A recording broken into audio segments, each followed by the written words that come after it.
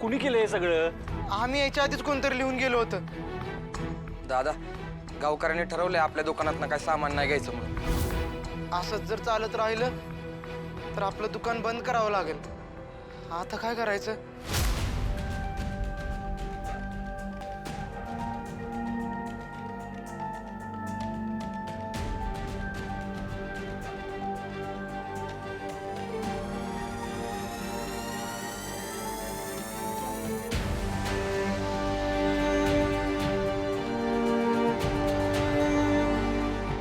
किल्ली दे.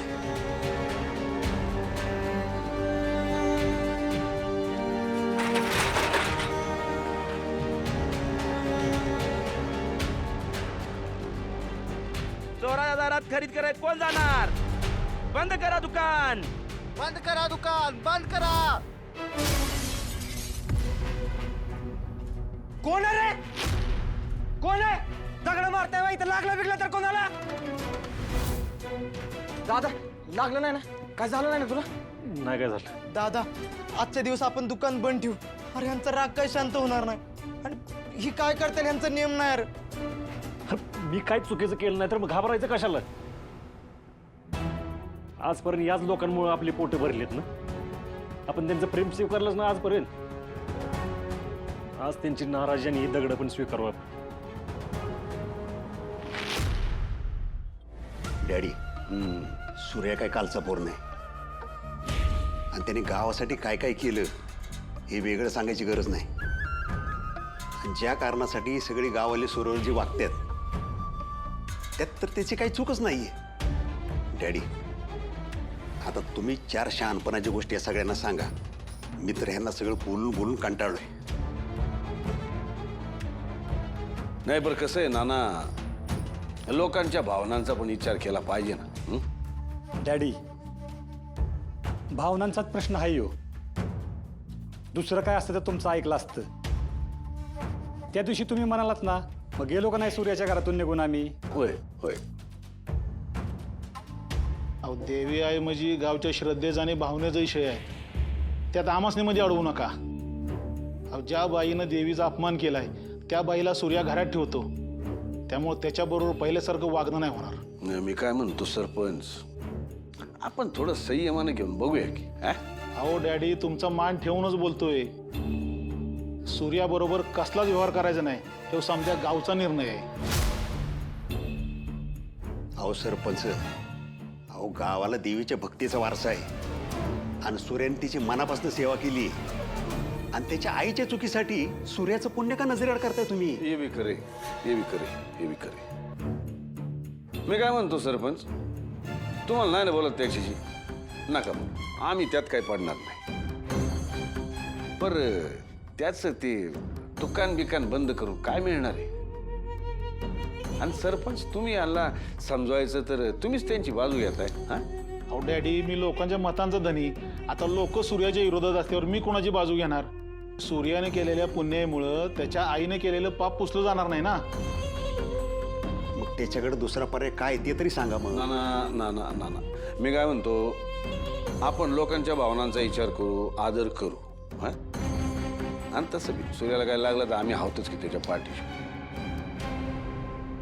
पण तुम्ही एकदा त्याच्याशी बोला, त्याला म्हणावं काहीतरी मधला मार्ग काढ. आणि कसं आहे, शेवटी स्पष्ट बोलतो, पर अशा बाई काय कुठं बी जगू शकते हो. पण सगळ्या कुटुंबावर कशाला परिणाम होऊ द्यायचा त्याचा? काय बरोबर बोलतोय का आम्ही? ना ना, अहो गावासोबत किडे रगडायचे नसतात. एका माणसामुळे सगळ्यांना कशाला त्रास? या या या. मालक, ते सूर्याची आई. आपलं काय काम आहे इथं? हे बघा, त्या शुभबाईची सावली परत एकदा आपल्या गावावर पडलेली. पण हे आपल्या सुनबाईंच्या कानावर जाता कामा नये. मालक, हो पोरगी पोटूशी आहे. अशा वेळेला तिची आई आली आहे तर. आला का परत तुम्हाला तिचा पोळका? आम्ही जे बोलत असतो ते काहीतरी विचार करून बोलत असतो. जेवढं सांगितलं तेवढं करायचं. उगाच फाटे फोडायचे नाही.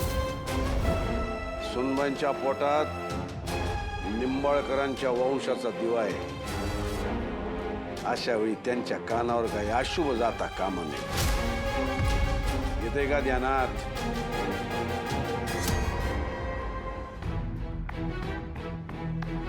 दादा ऐका की सकाळपासून थांबले मी. ते आमच्या घरातली लाईट नाही तर माझी सगळी कामं खोळंबलीत. ते आमच्या लाईटीचं बघून द्या ना. हो ताई, तुम्ही जावा येत ना. अहो माझ्या हातात काही बी नाही. मला जे सांगताल ते काम करतो मी. आपण अशी कशी लाईट तुम्ही कट करू शकता? आम्ही तर बिल पण भरलंय. राजू, मामा काय झालं इकडे. बरं झालं तू आला. काय आलं? अरे आपल्या घरची रात्रीपासून लाईट नाही. ते डांबावरची सप्लायची वायरच त्यांनी कट करून टाकली. असं कसं करतात ते लोक? मी तर ऑफिस मध्ये पण जाऊन आले. 2 तास थांबले. मला नुसतं एका टेबलवर दुसऱ्या टेबलवर पाठवले यांनी. काय लाईट बिल भरलेत ना आपण सगळी? हा मग 1 पण रुपया ठेवला नाही. काय भाऊसाहेब, मला सांगा, तुम्ही तुमच्या काही घरची लाईट देता का आम्हाला? देता का? नाही ना? एक काम करा, ते काही बिघडलं ती बघा तुम्ही आणि वाड्यातली आमच्या लाईट चालू करून द्या. झालं म्हणजे. अहो सका शेठ, काय बिघाड झालाच नाही तर दुरुस्त काय करणार मी? म्हणजे अहो ह्यांच्या घरचा लाईट सप्लाय मुद्दामून बंद केलाय. आता ज्या घरात ती बाई आली आहे त्या घरात अंधार आहे तर उजेड पडेल काय? सांगा बरं तुम्ही. अहो भाऊसाहेब, कुठल्या बाईबद्दल बोलताय? म्हणजे तुम्हाला माहित नाही काय? तुमच्या देखत तर मी गावावरून आलो या, मला कसं माहित असणार आहे? हा राजू, कुठल्या बाईबद्दल बोलते ते? ते अगं सांग की तुझी आई परत येते. देवीचे दागिने घेऊन पुजाऱ्यावर पळून गेली बाई. तुमची बहीण गावात परत आली आहे. गावाला हे काय पटलेलं नाही म्हणून त्यांच्या घरची लाईट मुद्दाम बंद केली आहे. आता ह्यात मी काहीच करू शकत नाही. तुम्ही काय ते बघून घ्या.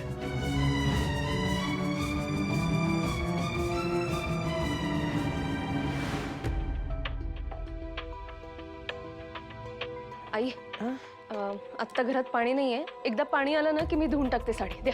नाही नग, माझे कपडे मीच धुईन. आई हो, असं काय करताय? घरात एवढी माणसं असताना तुम्ही कशाला काम करताय? मी आहे ना, मी धुते. द्या इथे. नग काय झालंय? माझं काही चुकलंय का? नाही, तू काय चुकीचं वागणं झाली म्हणून मला प्रश्न पडलाय, तू माझ्यासाठी एवढं समज का करतेस? आई अहो, सूर्याशी माझं लग्न झालंय म्हणजे त्याच्याशी नातं जोडलं गेलंय माझं.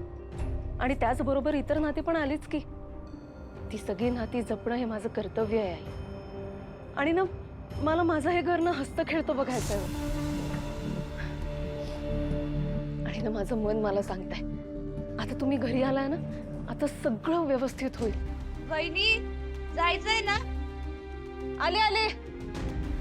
आई मला निघावं लागेल. जा. येतेच.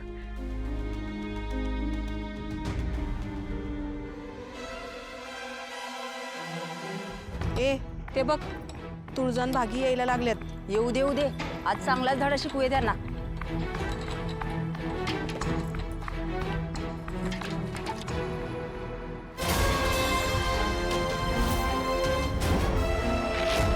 ताई काय चाललंय तुमचं? हे असं भांड्याला लाथ मारून काय मिळणार आहे तुम्हाला? हो, आम्हालाही पाणी भरायचंय. भरू द्या की आम्हाला. पाणी बिनी काही तर मी यायचं नाही. हे ठरवण्याचा अधिकार तुम्हाला कोणी दिला? ही विहीर काय कोणा एकट्याच्या मालकीची नाहीये. सार्वजनिक विहीर आहे ती. होय. सार्वजनिक म्हणजे आमच्या सगळ्यांची. आणि आमच्या सगळ्यांचाच निर्णय आहे तुम्हाला पाणी नाही द्यायचं. त्या चोरट्या बाईला घरात ठेवलं. तुमच्यासारख्या पापी माणसांची आमच्यावर सावली पण नाही पडून द्यायची. अच्छा, आत्ता लक्षात येत आहे माझ्या. हे सगळं आम्हाला त्रास देण्यासाठी करताय तर तुम्ही. हे तर काहीच नाही. जर देवीचा अपमान करणाऱ्या बाईला तुम्ही घरात ठेवलं तर आम्ही सगळा गाव मिळून लवकरच ठोस निर्णय घेणार आहोत. काकी अहो, राग निराशा हे माणुसकीपेक्षा मोठं असतं का हो? आणि आम्हाला त्रास देऊन जर तुमच्या आयुष्यातल्या अडचणी दूर होणार असतील ना तर खुशाल त्रास द्या. माझं काहीच म्हणणं नाहीये. आणि राहिला प्रश्न आईंचा, तर त्यांची एकदा तरी बाजू समजून घेतली का तुम्ही? नाही, तुम्हाला माहिती नसेल म्हणून सांगते मी. आमच्या घरात येण्याआधी ना त्या देवीच्या मंदिरात राहत होत्या. असं जर असेल तर देवीवर पण बहिष्कार घालायला पाहिजे तुम्ही. बरोबर ना? बोला की, शांत का आता तुम्ही? अहो, देवीने जर त्यांचं रक्षण केलेलं आहे तर त्यांना हकलून लावणारे तुम्ही किंवा आम्ही कोण आहोत? ए तुळजा, ते काय आम्हाला माहित नाही. त्या बाईला या गावात आम्ही राहून देणार नाही. आता जो ती बाई तुमच्या घरात आहे ना, ती जे गाव ठरवल ना तेच होईल. ठीक आहे, मग एक खून गाठ तुम्ही स्वतःशी पण बांधूनच घ्या. तुम्ही आमचं पाणी बंद करा, घरातले दिवे घालवा किंवा आणखीन काही करा, पण काहीही झालं ना तरी आई घरातनं कुठेही जाणार नाही. त्या आमच्याच घरात राहतील. चल भागू. वहिनी, असं रिकामं कसं जायचं? घरी एक थेंब सुद्धा पाणी नाही. भागू, उभ्या दुष्काळात झाडं जगतातच की. आता त्यांना जगवणारच आपल्या अडचणींवर उपाय काढेल. तू अजिबात काळजी करू नकोस, काही ना काहीतरी सोय नक्कीच होईल. पण अशा वाईट वागणाऱ्यांना आपण अजिबात जुमानायचं नाहीये.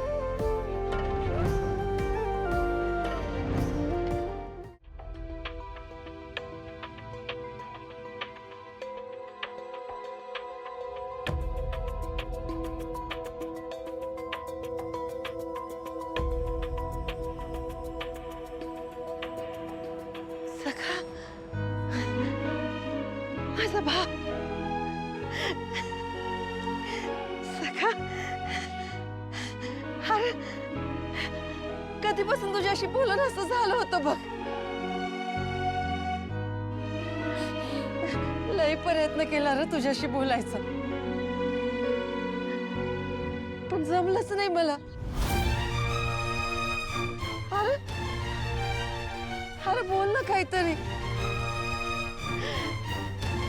माझी सोन्यासारखी लेकरं तुझ्या पंखाखाली होती म्हणून इतक्या वर्ष मला आधार होता तुझा. माझी खात्री होती माझा भाऊ माझ्या लेकरांना कधीच अंतर देणार नाही. आणि सखा, या बहिणीला ना नाही, तू माझी बहीण नाही.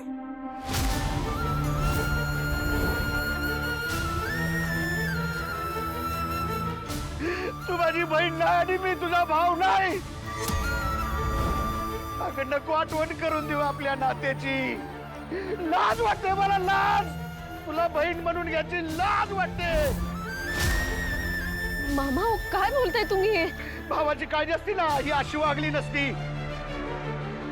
अगं तुझ्यामुळे गावातल्या लोकांनी तोंडात शेण घातलंय ग, शेण. आता पण पोराच्या वडीला नाही आलीस ग तू. स्वतः जवळचे पैसे संपले असतील, पोटाला वड लागले असेल, गावात भीक मागायला लागल म्हणून आले आई, म्हणून आले आई. मामा, स्वार्थ असणार आहे. ही स्वार्थासाठी आल्या. माझ्या सूर्यानं लई भोगलंय ग. त्याला आता नको त्रास देऊ. खरंच पश्चातापानं आले असतीस ना तर आपल्यामुळे घरातल्यांना त्रास होतो हे बघून कवाच निघून गेले असतीस. पण हिला कुठलं काय पडलंय? हिला तवा पण काय पडलं नव्हतं, आता पण काय नाही. एक नंबरची स्वार्थी बाई, एक नंबरची स्वार्थी. मामा, तुम्ही प्लीज शांत व्हा बरं. सखा, मला विश्वास होता की तू तरी मला समजून घेशील. मी कुठं होते, इतकी वर्ष कशी जगले हे भावाच्या प्रेमाने तुम्हाला विचारशील असं वाटलं होतं रे मला. पण तू बी मला आरोपीच्या पिंजऱ्यात उभं केलंस. का करू नको? तुझ्यामुळे झालेल्या या पोरांचा हाल बघितल्यात मी. अगं बिनाईचं जगणं, पोरांचं काट्याकुट्याचं बघितलंय मी. तुझ्यामुळे दाजी जन्मात उठलं ग. गावातल्या लोकांच्या शिव्याशाप खाल्ल्यात आम्ही.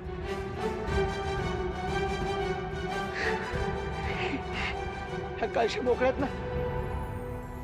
मला माहित आहे तू या घरात आल्याची ना म्हणून गावकऱ्यांनी पाणी दिलं नसल. हो ना भाग्या? ही घे ना, ही घे पाणी घे, घे कळशी. हा? अरे गावात कोणी एखादं कळशी पाणी देतं का बघ? नाही ना. अगं तू या घरात आलास म्हणून या पोरांचाही हाल आहेत ग. तुझ्या बाप भोगायला लागले आता. तुझ्या तुझ्यामुळे भोगायला लागले. मामा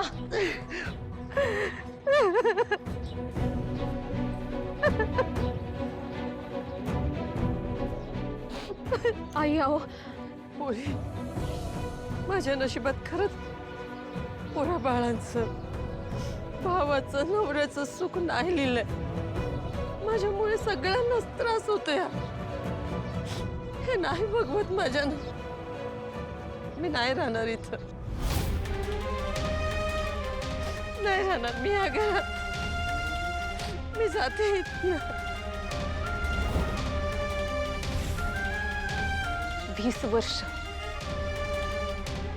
20 वर्ष तुमचा सूर्य या परिस्थितीशी लढतोय आई, आणि तुम्ही 2 दिवसातच हार मानलीत.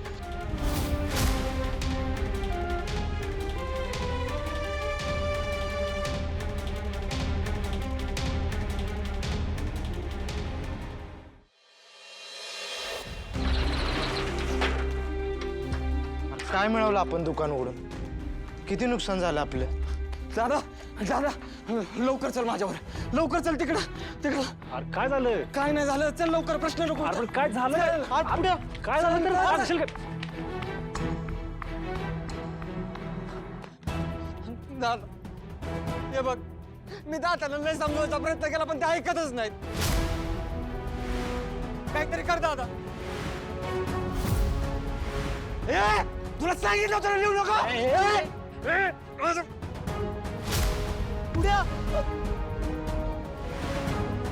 सगळं पोचून दादा, काहीतरी कर दादा.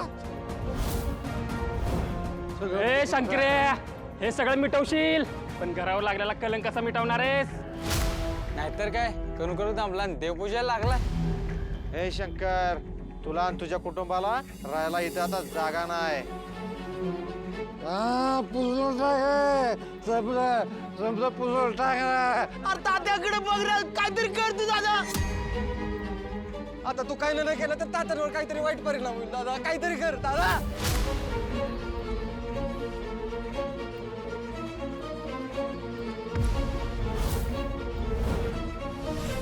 तात्या, तात्या उठ. सावकाश, हळू.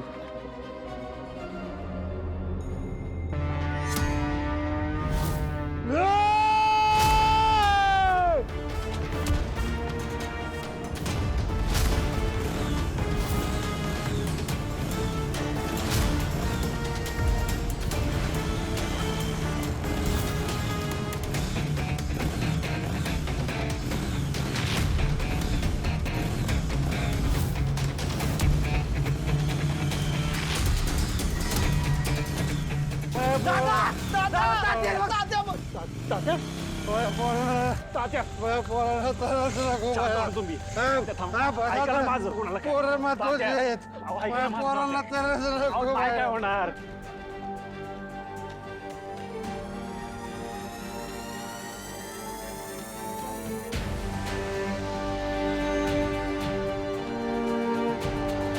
तात्या, शांत व्हा तात्या, शांत व्हा. बाजाला म्हटलेलं मी तुम्हाला, नाही झालेला मला त्रास, नाही झालेला, आणि झालं तरी सहन करीन मी. शांत व्हा तुम्ही. हळू हळू.